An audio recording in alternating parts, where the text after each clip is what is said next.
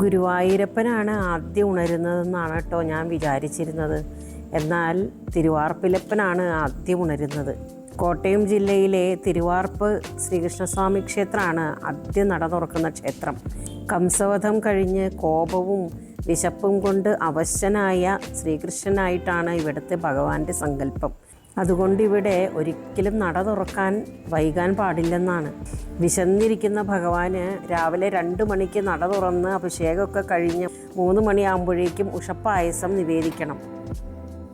ഇതിന് ഒരു മാറ്റവും ഉണ്ടാവാൻ പാടില്ലെന്നാണ്.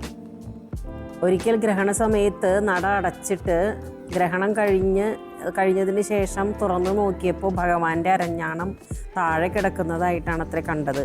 അപ്പോൾ വില്യമംഗലം സ്വാമിയാർ പറഞ്ഞു അത്രേ, ഭഗവാൻ വിശന്നിട്ടാണ് അരഞ്ഞാണം ഊരിപ്പോയതെന്ന്.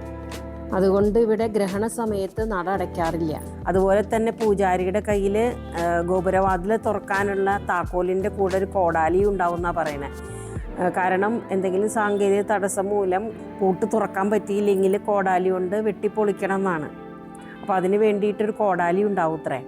പിന്നെ ഈ പ്രദേശത്തിന് തിരുവാർപ്പ് എന്നുള്ള പേര് വന്നത് ഈ ക്ഷേത്രത്തിൻ്റെ ആ ഒരു പ്രതിഷ്ഠയുടെ പ്രാധാന്യം കൊണ്ടാണ്. ഉരുളിയിൽ അല്ലെങ്കിൽ വാർപ്പിൽ നിൽക്കുന്ന ചതുർബാഹുവായിട്ടുള്ള ശ്രീകൃഷ്ണൻ്റെ വിഗ്രഹമാണ് ഇവിടുത്തെ പ്രതിഷ്ഠ. പിന്നെ ഭഗവാന് നേദിക്കുന്ന ഉഷപ്പായസത്തിനും പ്രത്യേകതയുണ്ട് കേട്ടോ. അരിയും ശർക്കരയും നാളികേരവും കദളിപ്പഴവും ഒക്കെ ഒരു നിശ്ചിത ക്വാണ്ടിറ്റിയിൽ, ഒരു നിശ്ചിത അളവിൽ എടുത്തിട്ടാണ് ഈ ഉഷപ്പായസം ഉണ്ടാക്കുന്നത്.